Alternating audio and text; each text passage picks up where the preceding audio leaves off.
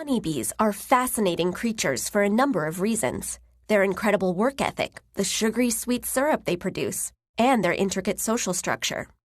But another reason is that honeybees are, in fact, excellent mathematicians. Scientists claim that tiny insects can calculate angles and can even comprehend the roundness of the earth. But there's particular mathematical bee genius behind the most important aspect of honeybee life, the hive. Just like humans, bees need food and shelter to stay alive. The hive is not only the bees' home, but doubles as a place to store their honey. Since it's so central to survival, honeybees have to perfect the hive's architectural design. If you examine any piece of honeycomb, you'll see that it's constructed from tightly packed hexagonal or six-sided cells. Of all the possible designs, why do honeybees choose this one?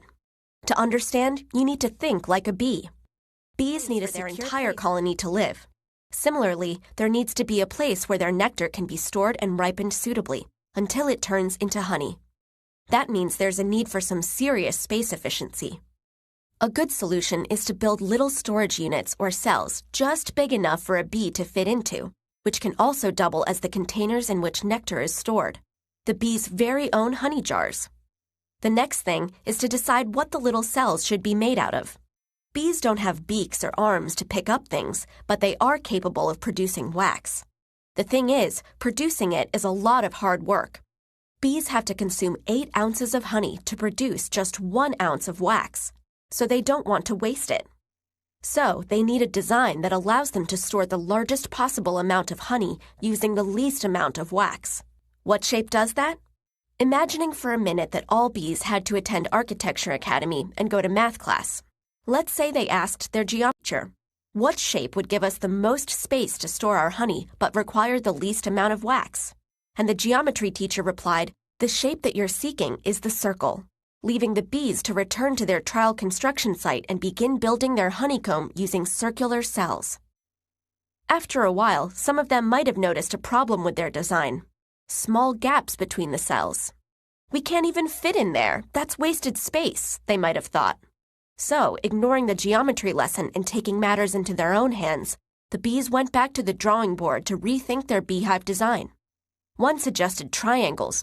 We can use triangles, look, they fit together perfectly. Another bee suggested squares.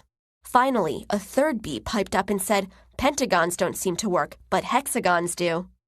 We want the one that will use the least amount of wax and be able to store the most amount of honey. Yes, I think that's the hexagon. Why? To find out, the industrious insect architects calculated the areas of the triangle, the square, and the hexagon and found that the hexagon was, in fact, the shape that gave them the most storage space. They agreed on an ideal size and returned to work. The space-efficient comb that is a bee's trademark today is probably the result of this trial and error, but over long periods of evolutionary history. However, it paid off. Peek into any hive, with your protective goggles and netting on, of course, and you'll see the end result, a beautiful, compact honeycomb that any architect would have been proud to design.